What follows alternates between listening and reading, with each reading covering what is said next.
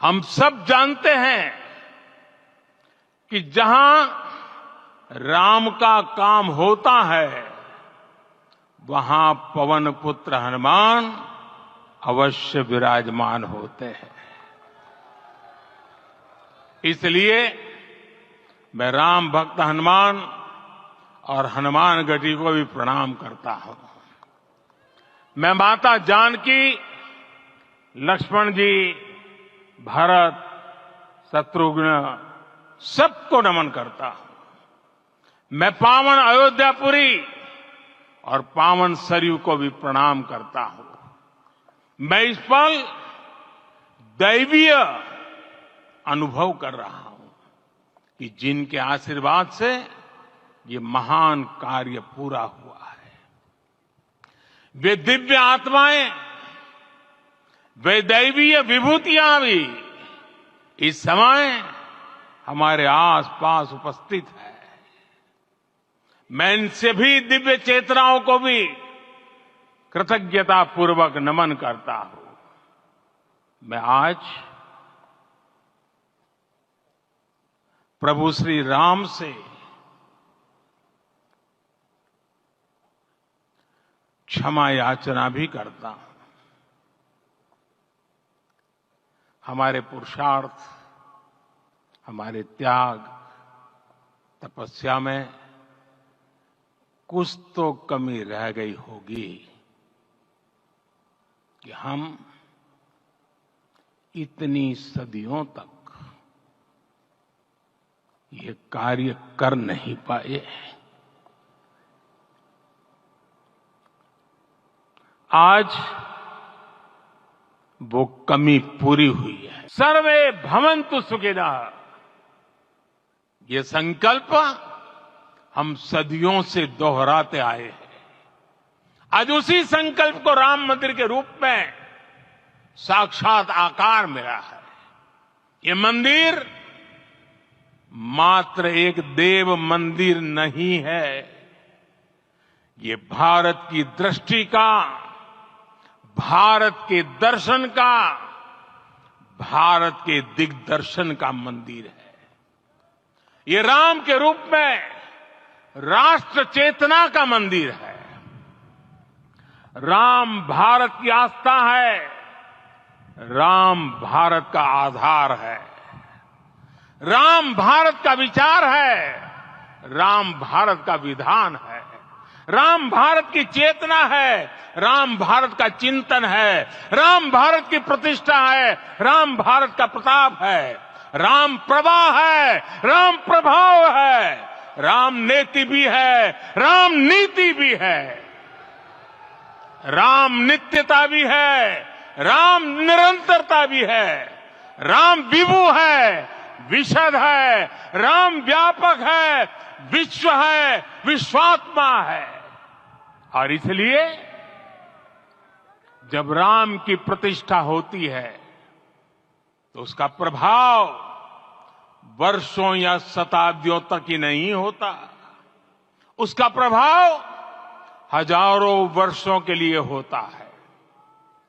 महर्षि वाल्मीकि ने कहा है, राज्यम 10 सहस्त्राणि प्राप्य वर्षाणि राघवः, अर्थात राम 10,000 वर्षों के लिए राज्य पर प्रतिष्ठित हुए, यानी हजारों वर्षों के लिए राम राज्य स्थापित हुआ। जब त्रेता में राम आए थे तब हजारों वर्षों के लिए राम राज्य की स्थापना हुई थी। हजारों वर्षों तक राम विश्व पथ प्रदर्शन करते रहे थे। और इसलिए मेरे प्यारे देशवासियों, आज अयोध्या भूमि हम सभी से, प्रत्येक राम भक्त से, प्रत्येक भारतीय से कुछ सवाल कर रही है। श्री राम का भव्य मंदिर तो बन गया, अब आगे क्या? सदियों का इंतजार तो खत्म हो गया, अब आगे क्या?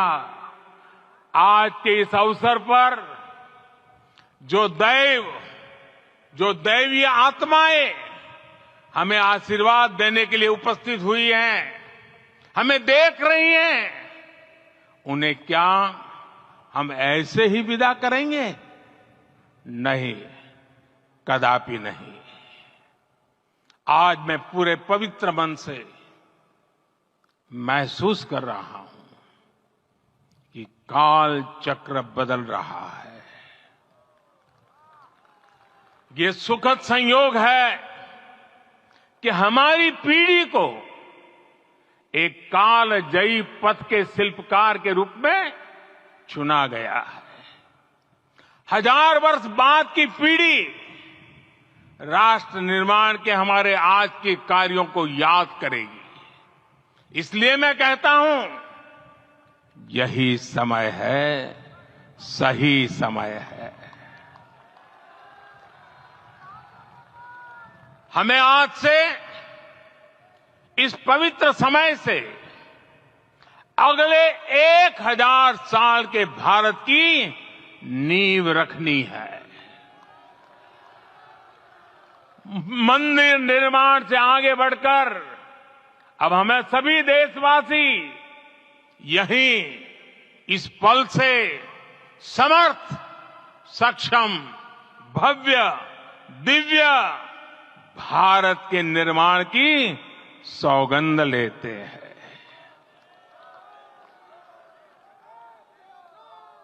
राम के विचार मानस के साथ ही जनमानस में भी हो, यही राष्ट्र निर्माण की सीढ़ी है। साथियों, आज के युग की मांग है कि हमें अपने अंतःकरण को विस्तार देना होगा। हमारी चेतना का विस्तार देव से देश तक, राम से राष्ट्र तक होना चाहिए। हनुमान जी की भक्ति, हनुमान जी की सेवा, हनुमान जी का समर्पण, ये ऐसे गुण हैं जिन्हें हमें बाहर नहीं खोजना पड़ता। प्रत्येक भारतीय में भक्ति, सेवा और समर्पण के भाव समर्थ, सक्षम, भव्य, दिव्य भारत का आधार बनेंगे। और यही तो है देव से देश और राम से राष्ट्र की चेतना का विस्तार। दूर सुदूर जंगल में, कुटिया में जीवन गुजारने वाली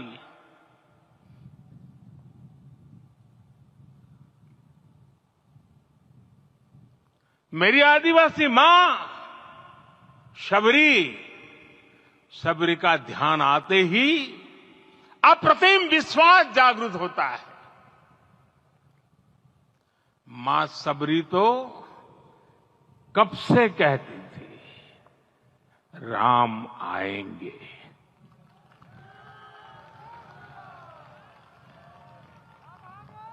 प्रत्येक भारतीय में जन्मा यही विश्वास समर्थ, सक्षम, भव्य भारत का आधार बनेगा।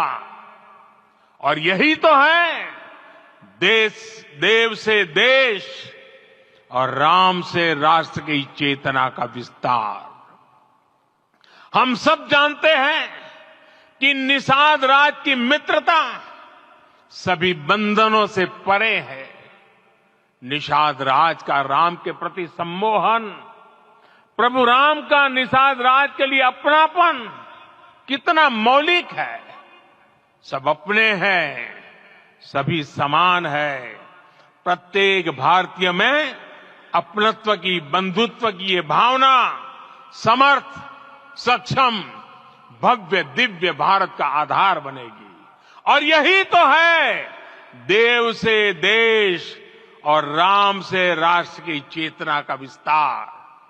साथियों, आज देश में निराशा के लिए रत्ती भर भी स्थान नहीं है।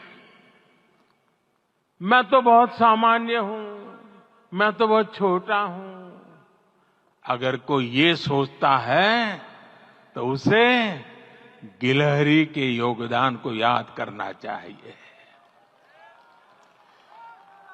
गिलहरी का स्मरण ही हमें हमारी इस हिचक को दूर करेगा, हमें सिखाएगा कि छोटे बड़े हर प्रयास की अपनी ताकत होती है, अपना योगदान होता है, और सबके प्रयास की यही भावना समर्थ, सक्षम, भव्य, दिव्य भारत का आधार बनेगी। और यही तो देव से देश और राम से राष्ट्र की चेतना का विस्तार। साथियों, लंकापति रावण प्रकांड ज्ञानी थे, अपार शक्ति के धनी थे, लेकिन जटायु जी की मूल्य निष्ठा देखिए। वे महाबली रावण से भिड़ गए। उन्हें भी पता था कि वो रावण को परास्त नहीं कर पाएंगे, लेकिन फिर भी उन्होंने रावण को चुनौती दी। कर्तव्य की यही पराकाष्ठा समर्थ, सक्षम, भव्य, दिव्य भारत का आधार है। और यही तो है देव से देश और राम से राष्ट्र की चेतना का विस्तार। आइए हम संकल्प लें कि राष्ट्र निर्माण के लिए हम अपने जीवन का पल पल लगा देंगे।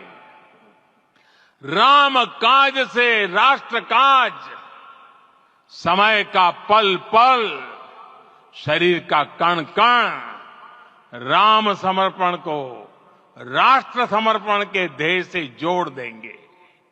मेरे देशवासियों, प्रभु श्री राम की हमारी पूजा विशेष होनी चाहिए।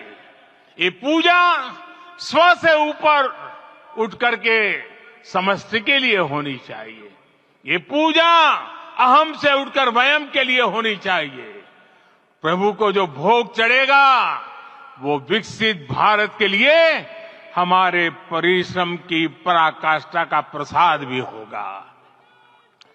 हमें नित्य पराक्रम, पुरुषार्थ, समर्पण का प्रसाद प्रभु राम को चढ़ाना होगा।